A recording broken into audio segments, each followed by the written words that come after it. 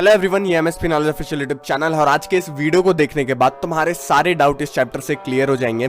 इस वीडियो में हम लोग इस चैप्टर के मोस्ट इंपॉर्टेंट एमसीक्यू क्वेश्चंस देख रहे होंगे जो तुम्हारे टर्म 1 में आ सकते हैं और साथ ही साथ हम लोग इस चैप्टर का एक ब्रीफ रिवीजन भी मार रहे होंगे, जिससे अगर तुम लोगों को कुछ भूला भटका याद नहीं आ रहा है तो वो भी याद आ जाए और तुम्हारा चैप्टर एकदम अच्छे से क्लियर हो जाए।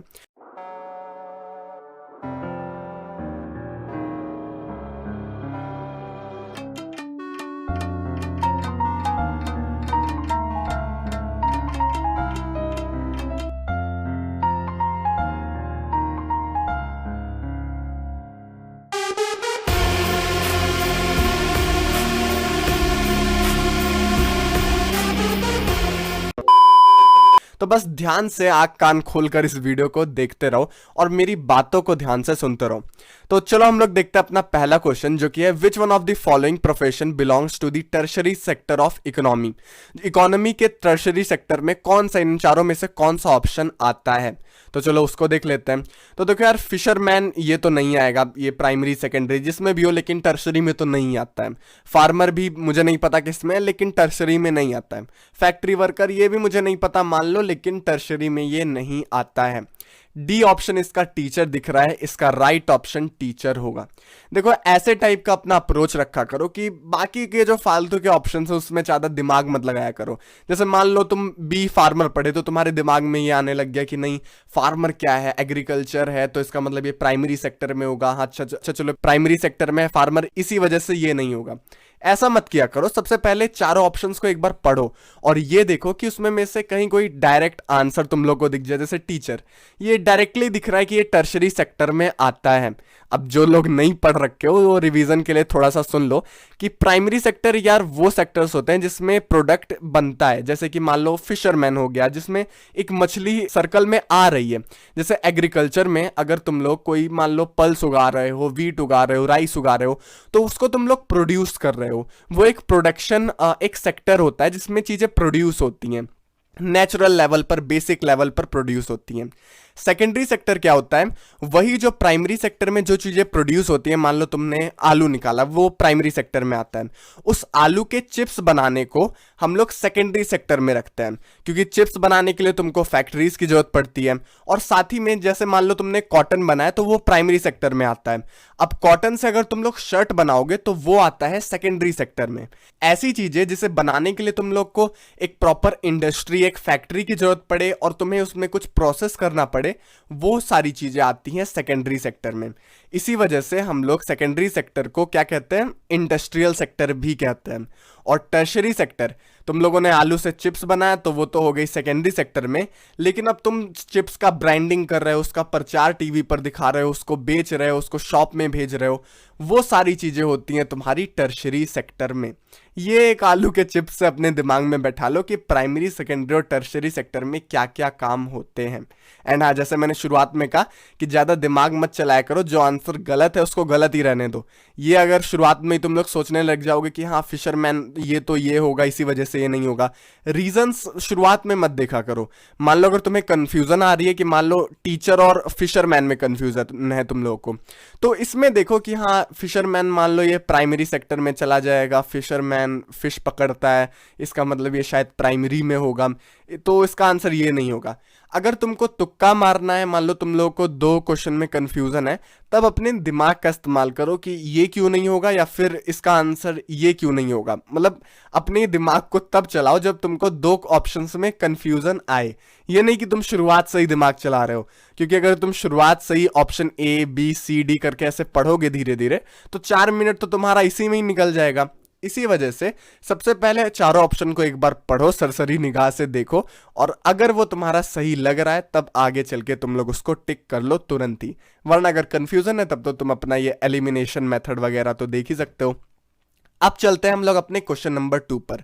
The most of the agricultural labours like Mohan depend upon loan from informal sector. अब मोहन कौन है भैया? रैंडम नाम है, तुम्हारे चैप्टर में था, लेकिन चलो छोड़ो, रैंडमली इसको तुम लोग मान लो कि मोहन कोई रैंडम व्यक्ति है जिसको लोन लेने के लिए इनफॉर्मल सेक्टर से लोन लेना पड़ रहा है। इनफॉर्मल क्या होता है? ऐसी चीजें जो फॉर्मल ना हो।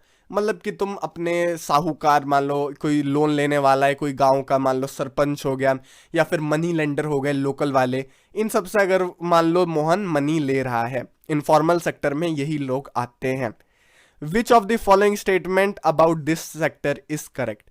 अब बताना है कि इन चारों ऑप्शन में से कौन सा इनफॉर्मल सेक्टर के लिए करेक्ट ऑप्शन है। So there are government bodies to supervise informal sector, तो ये तो गलत ही होगा, क्योंकि इनफॉर्मल नहीं फॉर्मल सेक्टर को सुपरवाइज करती है गवर्नमेंट बॉडीज। सो ये तो गलत होगा। और अपने दिमाग में ये भी बैठाते रहो कि फॉर्मल के भी ये लोग राइट ऑप्शन है, मतलब कि गवर्नमेंट बॉडीज सुपरवाइज करती है फॉर्मल सेक्टर्स को, ये भी दिमाग में बैठा लो। इसके बाद ऑप्शन नंबर बी है money lenders ask for a reasonable rate of interest, ये भी गलत है, क्योंकि ये फॉर्मल सेक्टर में ही बस होता है कि जहां पर मनी लेंडर एक रीजनेबल रेट पर, एक रीजनेबल दर पर तुम लोगों को लोन वगैरह देते हैं। इनफॉर्मल में यार अंधाधुन कितना भी वो लोग दाम लगा देंगे, तुम लोगों को वो देना ही पड़ेगा।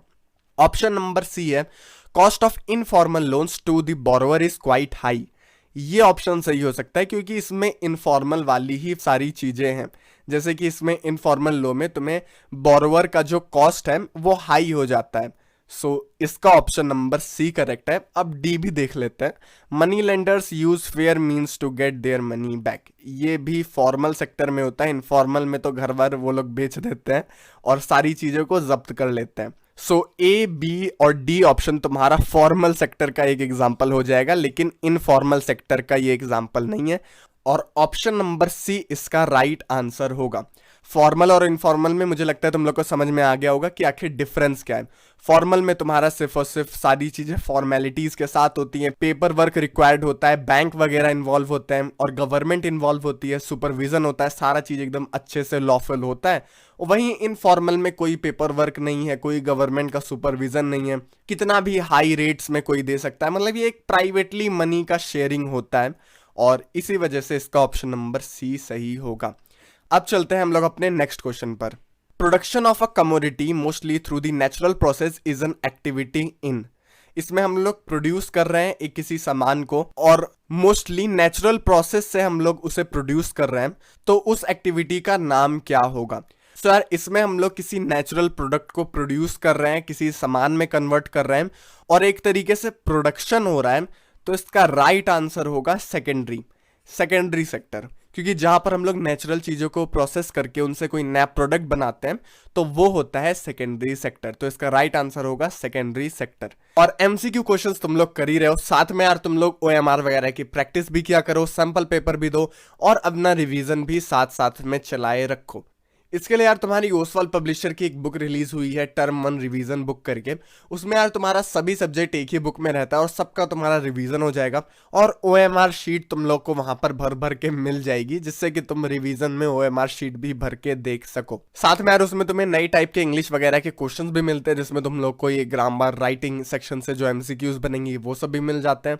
तो उस बुक को एक बार तुम लोग चेकआउट जरूर करना, लिंक डिस्क्रिप्शन में है, जाकर देखो। अब चलते हैं हम लोग अपने नेक्स्ट क्वेश्चन पर। GDP is the total value of dash produce during a particular year, all goods and services, all final goods and services, all intermediate goods and services या फिर all intermediate and final goods and services. तो इसका right answer होगा यार all final goods and services.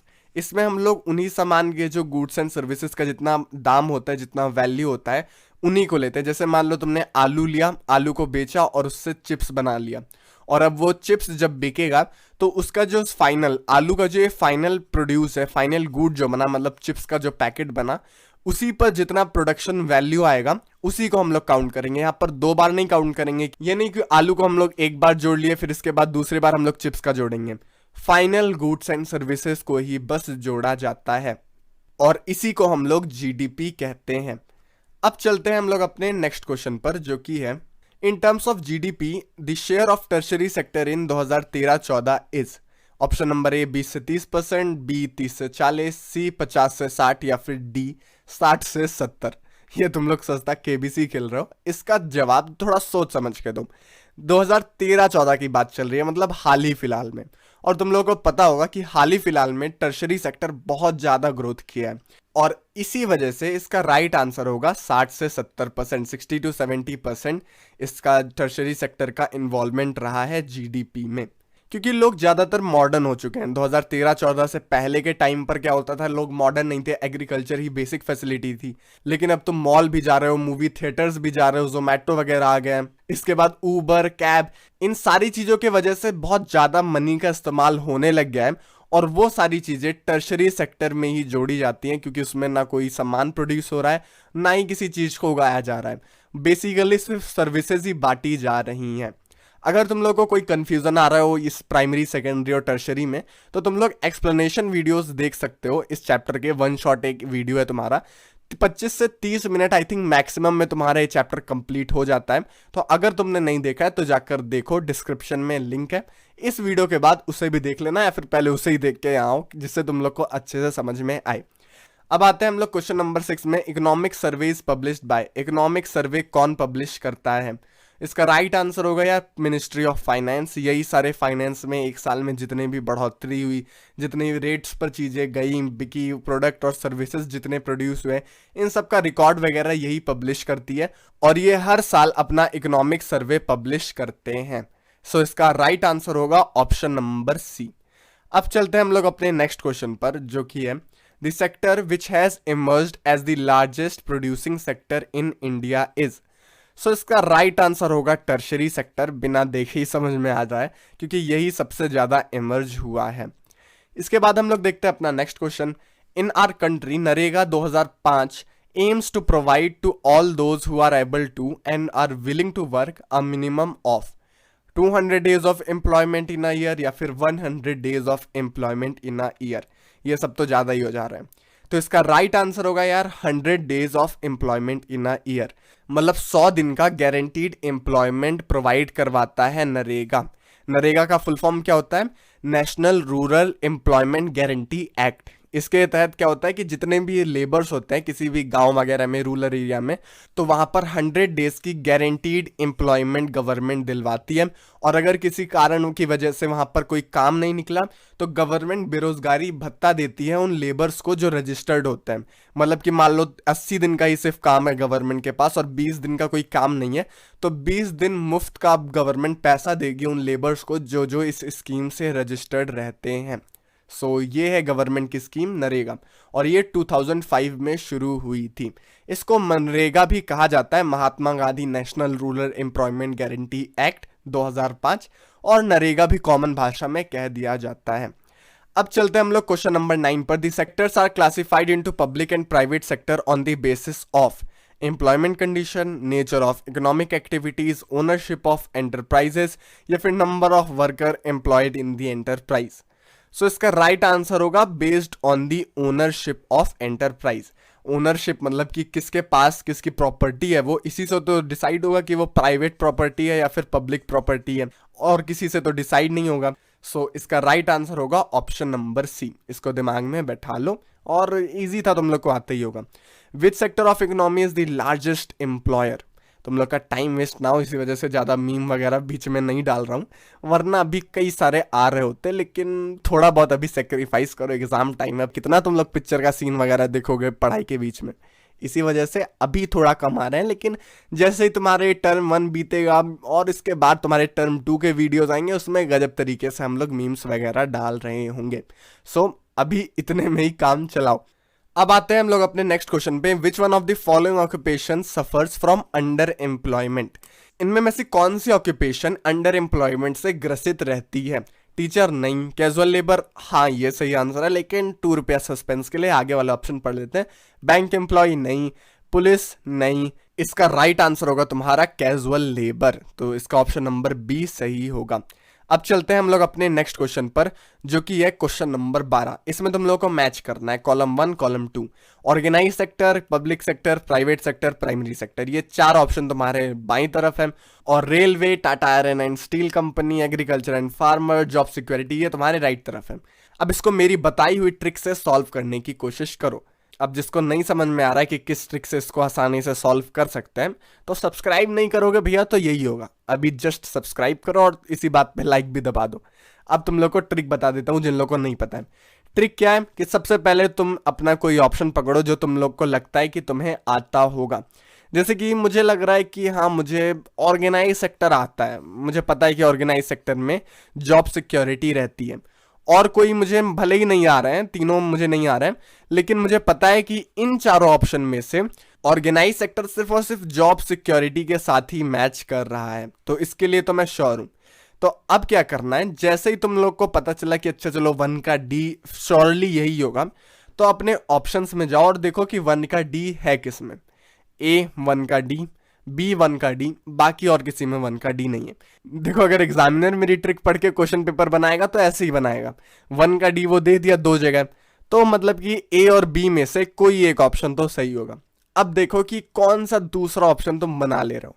मान लो मुझे पता है कि हाँ, प्राइवेट सेक्टर यहाँ पर है तीसरे नंबर पे, और मुझे पता है कि ये Tata iron and steel company तो ये प्राइवेट सेक्टर में ही आएगी क्योंकि ये प्राइवेट कंपनी है। तो मुझे ये भी पता चल गया तीसरे का बी होगा। अब देखते हैं कि इन दोनों में से तीसरे का बी है कौन सा। तो तीसरे का यहाँ पर तो ए है, इसका मतलब ये आंसर अब निकला, और तीसरे का बी इसमें है, इसका मतलब ये वाला आंसर राइट है। अब ज्यादा दिमाग चलाने के बजाय सिंपल सी बात है कि इसमें जो ऑप्शन बचे, मान लो 2 का ए तुम लोगों को नहीं पता है, तो 2 का ए पढ़ो, जैसे पब्लिक सेक्टर रेलवेज। अब पब्लिक सेक्टर रेलवेज पढ़ते ही तुम लोग को पता चल जाएगा कि हाँ, ये तो राइट ही आंसर है। इसके बाद 4 का सी तुम्हारा सही होगा, primary sector agriculture and farming. So इससे तुम लोगों को अगर 1-2 ऑप्शन भी आ जाएगा तो तुम्हारा प्रॉपर आंसर आ जाएगा। तुम लोग पहले क्या करते होगे कि हाँ, यहाँ पर लिख लिए कि अच्छा 1 का तुम्हारा डी होगा, फिर 2 का ए होगा, ऐसे करके तुम कोने में लिखे, फिर इन सब जो ये तुम्हारा डाटा आया, ये सारा डाटा, इन सबको तुम लोग मैच करते होगे, ढूंढते होगे कि अच्छा ये वाला डाटा किससे मैच कर रहा है। और इसमें अगर मान लो कोई डाटा गलत हो गया तो और डीमोटिवेशन, फिर लगता है ये क्वेश्चन ही नहीं बनेगा। इसी वजह से इस ट्रिक से सॉल्व करो, इससे तुम्हारा मोस्ट प्रोबेबली सही आंसर आ जाएगा पहले टाइम में ही। अब चलते हैं हम लोग आगे नेक्स्ट क्वेश्चन पर। देखो एक और मैच दी फॉलोइंग क्वेश्चन आ चुका है तुम्हारे सामने। प्राइमरी, टर्शरी, सेकेंडरी इस साइड में है तुम्हारा, और यहाँ राइट साइड में तुम्हारा service sector, industrial sector, unorganise sector और agriculture and related sector. Primary sector यार मुझे पता चल गया पढ़ते ही कि ये इसका ऑप्शन डी सही होगा, 1 का डी सही ही होगा। Agriculture and related sector, primary sector, ये दोनों चीज एक ही है। सो 1 का डी होगा, ये श्योर है। अब यहाँ पर मैंने देखा तो बी में 1 का डी है और डी में भी 1 का डी है। अब आगे देखते हैं कि मैच कौन सा कर रहा है। टर्शरी सेक्टर को सर्विस सेक्टर कहा जाता है, ये मुझे पता है क्योंकि मैंने एक्सप्लेनेशन वाला वीडियो देख रखा है, वही जिसका लिंक डिस्क्रिप्शन में है। तो अगर तुम लोगों ने भी देख रखा है तो तुम लोग को पता होगा कि टर्शरी सेक्टर को सर्विस सेक्टर कहा जाता है। अब इसको देखते हैं कि 2 का ए है तो वो किस ऑप्शन में बैठ रहा है। 1 का डी बी में बैठा था और 2 का ए इसमें भी बैठ गया और डी वाला इसमें फेल हो गया। इसका मतलब कि ऑप्शन नंबर बी इसका राइट आंसर है। आगे का पढ़ने की जरूरत ही नहीं है मुझे अपना आंसर मिल गया। ऑप्शन नंबर बी, मैंने 4 गोलों में से बी पे गोला लगा दिया अच्छे से भर के और मेरा 1 नंबर मिल गया। बाकी पढ़ के टाइम वेस्ट करने से अच्छा मुझे 2 में ही आंसर मिल गया। बस अब मैं सरसरी निगाहों से देख लूंगा कि हाँ ये वाला सही बैठ रहा है कि नहीं, बाकी आंसर मेरा आ गया। अब चलते हैं हम लोग अपने नेक्स्ट क्वेश्चन पर। Arrange the following in the correct sequence. यहाँ पर transporting cloth to the workshop, sell in the showroom, spinning the yarn या फिर weaving of the fabric. So इसमें हम लोगों को अरेंज करना है कि कौन सा स्टेप पहले होगा। सो पहला यार स्पिनिंग ऑफ द यार्न होता है, तीसरा नंबर यहाँ पर 2 में है, बी और डी में। फिर इसके बाद आता है तुम्हारा चौथा number weaving of the fabric, वो भी इन दोनों में है, तीसरे के बाद 4। इसके बाद सेल तो सबसे पहले स्टार्ट नहीं हो जाएगी, पहले वो ट्रांसपोर्ट होगा किसी वर्कशॉप पर, फिर उसकी सेल्स वगैरह वहीं वर्कशॉप, शॉप और शोरूम में ही होगी। सो 3, 4, 1, 2 इसका राइट ऑर्डर है और ऑप्शन नंबर बी इसका इसी वजह से सही आंसर होगा। अब चलते हैं हम लोग अपने नेक्स्ट क्वेश्चन पर, जो कि है arrange the following in the current sequence. इसको भी फिर से अरेंज करना है। Selling the surplus production in the market, ये नहीं होगा। सबसे पहले हम लोग करेंगे sowing the seed in the soil. सबसे पहले हम लोग बीज बोएंगे, फिर उसे कल्टीवेट करेंगे, फिर इसके बाद उसे हार्वेस्ट करेंगे और फिर जो फूड बचा उसको हम लोग बेचेंगे। तो 3, 4, 1, 2 3, 4, 1, 2 किस में है? तो 3, 4, 1, 2 डी में है। तो 3, 4, 1, 2 इसका राइट ऑप्शन होगा। इसको अपने आराम से टिक करके आ जाना। अब चलते हैं हम लोग अपने नेक्स्ट क्वेश्चन पर, जो कि अरेंज द फॉलोइंग फिर से वही है। अब इसको अरेंज करना है तुम लोगों को। पॉज करो वीडियो और अरेंज करो। और हाँ, पॉज करते करते नीचे कमेंट भी कर दो कि वीडियो कैसा लगा, अच्छा लगा या फिर नहीं।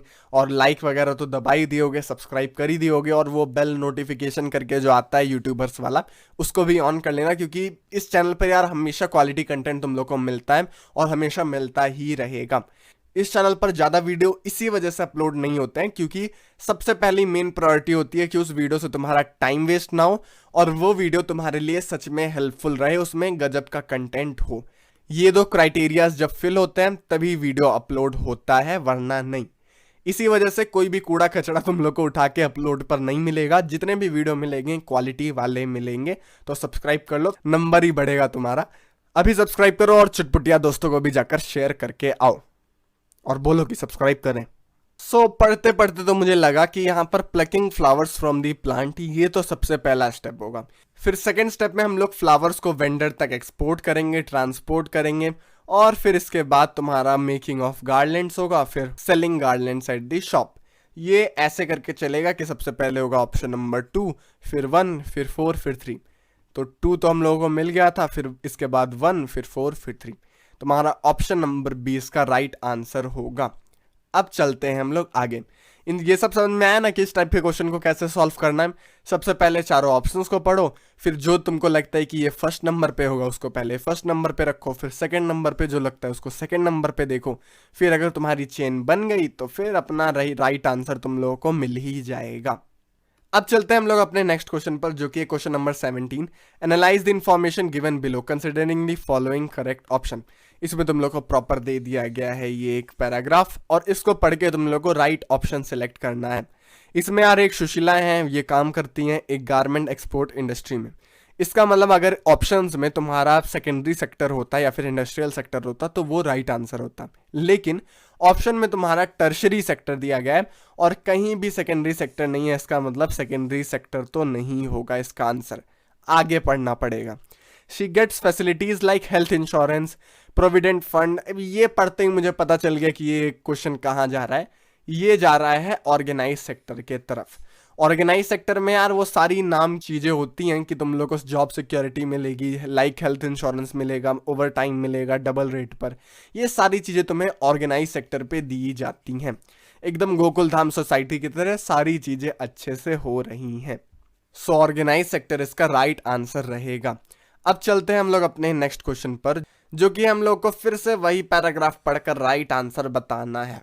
बोर तो नहीं हो रहे हो तुम लोग? इतने देर से तुम लोग सुने जा रहे हो तो सब कुछ दिमाग में पच रहा है ना? ये तो नहीं कि एक साइड से सुन रहे हो दूसरे साइड से निकल रहा है।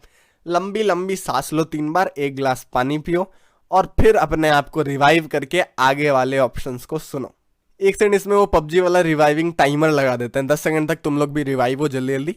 टाइमर शुरू होता है तुम लोगों का अब।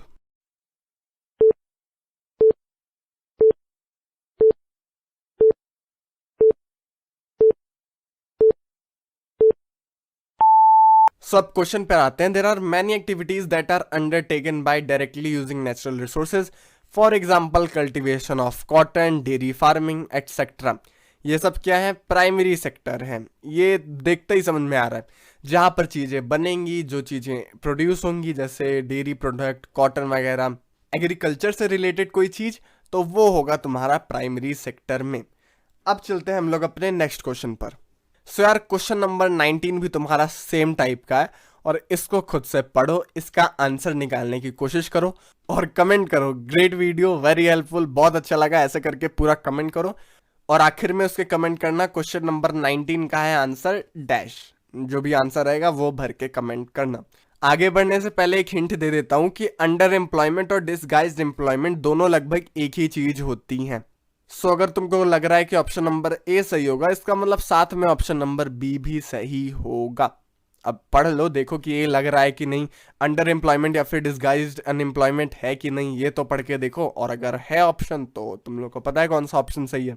क्वेश्चन नंबर 19 करके कमेंट करो नीचे अच्छे से और बताओ वीडियो कैसा लगा। तुम लोग कमेंट नहीं करते हो, सब्सक्राइब नहीं करते हो, लाइक नहीं करते हो, तो फिर करते क्या हो? इतना पढ़ के करोगे क्या अगर बीच में कमेंट नहीं किए तो जाओ कमेंट करो अच्छे से, लाइक करो और चुटपुटिया दोस्तों को शेयर करो। अब तक नहीं किए हो तो कितने बार बोलना पड़ेगा? जस्ट अभी करो। अब देखते हैं तुम्हारा नेक्स्ट क्वेश्चन जो कि है find the incorrect option from the following. अब हम लोग को बताना है इनकरेक्ट वाला ऑप्शन कौन सा सही होगा। Secondary sector provide employment to a large number of people. B secondary sector is also called service sector. ये यार देखते ही समझ में आ गया, सर्विस सेक्टर बस टर्शरी सेक्टर को कहा जाता है और ये इसी वजह से तुम्हारा इनकरेक्ट होगा। और क्योंकि हम लोगों से इनकरेक्ट पूछा है तो ये वाला आंसर इसका सही होगा। आगे पढ़ने की जरूरत नहीं क्योंकि ये निहायती रॉन्ग आंसर है। टर्शरी सेक्टर को ही बस सर्विस सेक्टर कहा जाता है। अब चलते हैं हम लोग अपने नेक्स्ट क्वेश्चन पर। Find the incorrect option from the following. MNREGA has implemented in 625 districts of India. ये मुझे नहीं पता, नहीं याद आ रहा है भैया, मैं इतना नहीं पढ़ा था। ऐसा अगर तुम लोग के साथ हो कभी तो आगे बढ़ो, क्योंकि ज्यादातर ये आंकड़े वाले ऑप्शन जो होते हैं वो कुछ मैटर नहीं करते हैं, वो हमेशा सही होते हैं। जो ऑप्शन गलत रहेगा वो निहायती गलत रहेगा, तुम लोग को पढ़ते ही समझ में आएगा अगर तुमने कभी पढ़ा होगा तो। अब देखते question number B. MNREGA guarantees 200 days of assured work. So यार ये भी निहायती रॉन्ग आंसर है क्योंकि 100 डेज होता है, हम लोगों ने जस्ट अभी देखा था पिछले क्वेश्चंस में। सो 100 डेज का अशोर्ड एम्प्लॉयमेंट प्रोवाइड करवाता है मनरेगा। अब फ्लो में इसका फुल फॉर्म बताओ। जस्ट अभी बताया था यार, क्या कान खोल के सुनते हो तुम लोग, पॉज करके सोचो। MGNREGA क्या होगा इसका फुल फॉर्म। सो इसका फुल फॉर्म होगा Mahatma Gandhi National Rural Employment Guarantee Act. Spelling रटने का जरूरत नहीं है क्योंकि ये तुम्हारा MCQ एग्जाम है। अब इसी के साथ यार तुम्हारे सारे क्वेश्चंस कंप्लीट होते हैं और हमारी ये MCQ सीरीज भी एकदम गजब तरीके से कंप्लीट होती है। जी करदा कपताना हाथ जल से नचने तो मेरा आज जी करदा कपताना हाथ जल से नचने तो मेरा आज जी करदा। तुम लोगों को नीचे डिस्क्रिप्शन बॉक्स में प्लेलिस्ट मिल जाएगी, वहां से जाकर तुम लोग सारे वीडियोस देख सकते हो क्योंकि गजब तरीके से सारे MCQ कंप्लीट हुए हैं। तुम्हारा गजब तरीके से रिवीजन भी हो रखा है सभी चैप्टर का। Best of luck for your board exams, pre boards, जितना भी फलाना ढिमकाना एग्जाम दे रहे हो सबके लिए बेस्ट ऑफ लक। टर्म 1 के लिए तुम्हारे गजब के वीडियोस आ ही रहे हैं, साथ में अब धीरे धीरे करके टर्म 1 के बाद टर्म 2 के भी गजब तरीके के वीडियोस आएंगे, जल्दी से उसको भी कंप्लीट करेंगे। सो सब्सक्राइब करो, ऑल नोटिफिकेशन करके बेल आइकन दबाओ और बस वीडियो देखते रहो यार। सारा क्वालिटी कंटेंट आ ही रहा है, तुम लोग को हमेशा क्वालिटी कंटेंट मिलेगा ही। सो जैसे ही वीडियो आए तुरंत देखो, तुरंत कमेंट करो, तुरंत लाइक करो और बताओ कि वीडियो कैसा लगा। अब यार इस वीडियो को खत्म करते हैं। Thanks for watching.